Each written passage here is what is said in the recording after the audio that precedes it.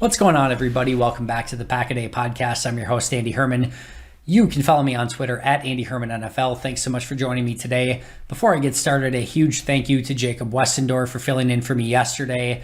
They had a great episode talking Davante Adams. It's so crazy how we go, again, 365 days a year talking Packers, and there will be times where there's not so much to talk about. Well, right now there are a million things to talk about, from Davante Adams to Rasul Douglas to Bobby Tonyan to just about everything. Aaron Rodgers, like you name it. We could talk about a million things from a Packer direction, but huge kudos to Jacob Westendorf for a great episode yesterday. Thanks so much, Jacob. But we've got a lot to get into today because Saturday was no different. A ton of news to go over.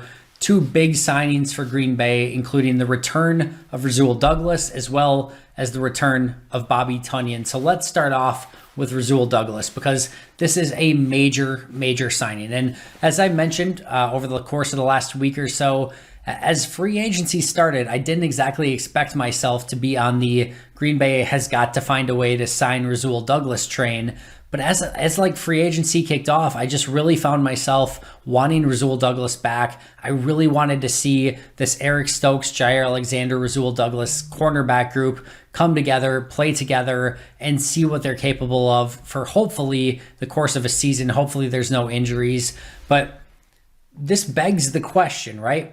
How do you line up these cornerbacks? Rasul Douglas, outside corner. Jair Alexander, outside corner, although of course he can play everywhere. And then you've got Eric Stokes, outside corner. So clearly, Eric Stokes, Rasul Douglas are outside corners. Jair Alexander can play anywhere. You're going to play Jair in the slot, right? All right, that sounds okay. But Jair is coming off a shoulder injury and is not the most physical, intimidating, tackling corner in the world, which is what you ideally want. So I've talked to you guys before, and I'll talk to you guys again about the unbelievable capacity of Charles Woodson to play in that star position under Dom Capers.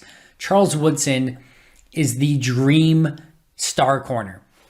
He is a safety / corner / linebacker, outside linebacker in this case.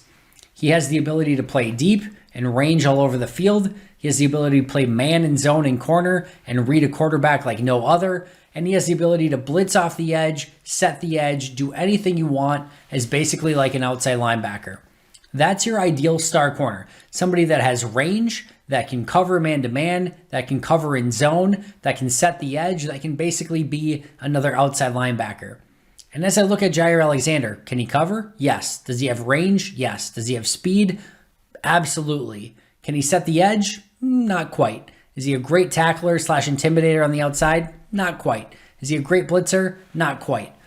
So you're missing some pieces there with Jair Alexander. And more importantly, you don't want this guy being your physical intimidator. You don't want him having to go in and close down on a Derrick Henry or whoever it is at running back and, subject him to further injury issues, whether it be on his collarbone, on his shoulder, whatever it is, whether it's arm, you want him on the outside covering wide receivers.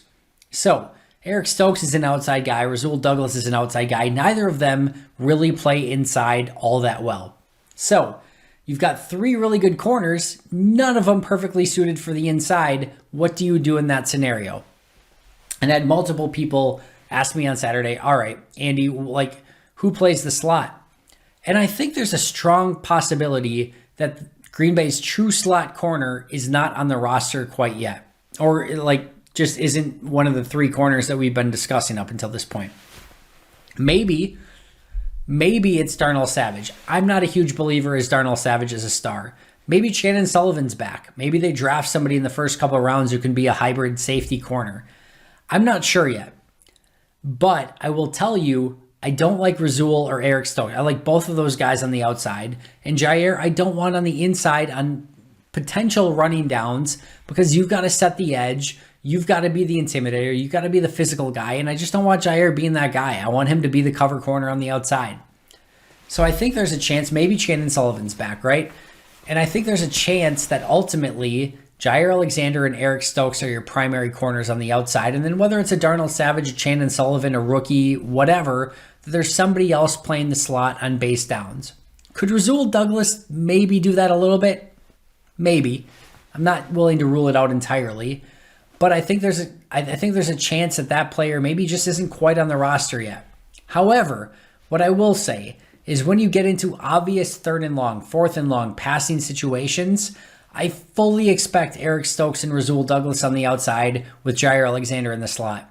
You're not worried about setting the edge. You're not worried about blitzing off the edge. You're worried about covering the guy that's in the slot, and Jair Alexander can do that as well, if not better, than anyone in the league. So in obvious passing situations, you end up with Rasul Douglas and Eric Stokes on the outside with Jair in the slot, and it's gorgeous. It's beautiful. But on earlier downs where nickel is still prevalent, I'm not sure Jair is that guy. I'm not sure Stokes is that guy. I'm not sure Rasul Douglas is that guy, and they've got that to figure out. Even if Darnell Savage is that guy, which I don't like, I don't love, even then you've got Amos and Vernon Scott at safety, and that there's a lot of offseason left. And that maybe transitions us a little bit later to the wide receiver position, which I'll get to in a moment. But before we get there, I also want to talk about Robert Tonyan, because Robert Tonyan, along with Rasul Douglas, reportedly back to Green Bay on a 1-year deal with some void years included. Yes, Robert Tonyan is coming off a torn ACL. And yes, it may not be back till October, November, who knows. But this is a really nice signing for Green Bay. He's familiar with Aaron Rodgers. He's familiar with the offense. Green Bay doesn't have a ton of depth at tight end. I like this signing. It may take him a couple, months to get back in the swing of things a little bit. Maybe even all of 2022, to get back in the swing of things. But I do think by the end of the year, he will look like Robert Tonyan, and Green Bay will have a really nice tight end at their disposal without a ton of salary cap dollars exposed because of it. So, like this deal for Green Bay. Love bringing Bobby Tonyan, whatever you want to call him, back. And I think he's going to be a really nice addition to this team moving forward. And just when you develop your guy, when you develop a guy like Robert Tonyan, you want to keep him on the team. You want to keep him in any way that you can. And I think Green Bay did a nice job here of exactly doing that. Now, even with Robert Tonyan back, even with Rasul Douglas back, everyone's panicking a little bit about the weapons, and specifically the wide receivers on offense.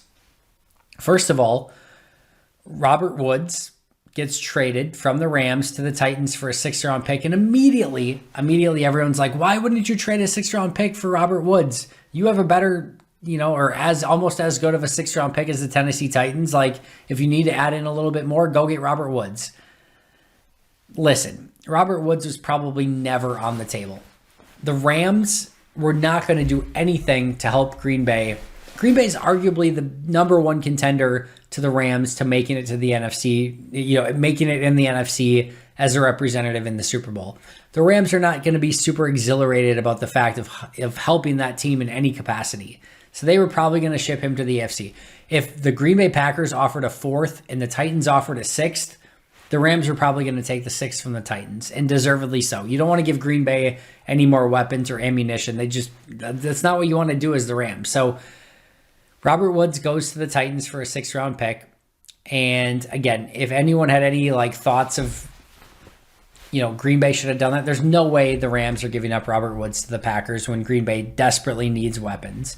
Now, per Tom Silverstein, MVS is potentially in those conversations, so we'll see what happens there. I don't mind MVS back. If it's like a $7 million a year deal, all right, I can understand that. But if it starts getting into a bidding war for MVS, I'm okay with moving on in that scenario. Now, last but not least, as I move on from tonight and move forward with additional Packers news as we go throughout the course of this week, the last thing I want to touch base on, and I touched base on this the other day, is Julio Jones. The more that I think of this, and I told you the other day, it's easy to talk yourself into it. Your gut wants Julio Jones. The mind says he's washed up. He's past 30. He doesn't have the physicality anymore.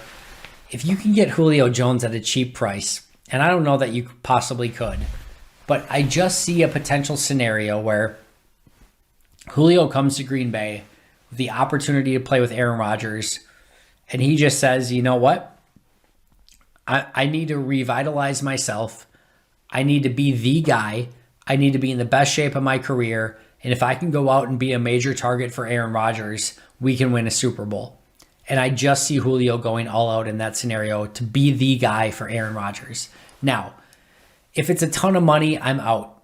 I just don't he hasn't been able to be in enough games over the course of the last couple seasons for me to have any faith in him whatsoever that he can stay healthy through the course of a season.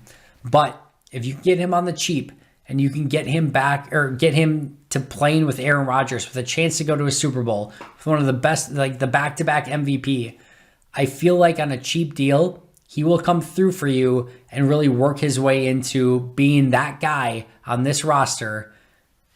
Green Bay needs weapons. Julio Jones is one of the best physical specimens in the history of the game. If you can get him on the cheap, I like that deal for Green Bay. I'm not holding my breath. I'm not saying that he's going to be prime Julio, but I do think he can help this team. I do think he would go all out to help Green Bay get to a Super Bowl. And the upside there is just a little bit too much to pass on if you can get him on a reasonable deal. That is going to do it for me today. Thank you so much for joining me. I always appreciate you. I will be right back here tomorrow with an all-new episode. But until next time, and as always, go Pack Go.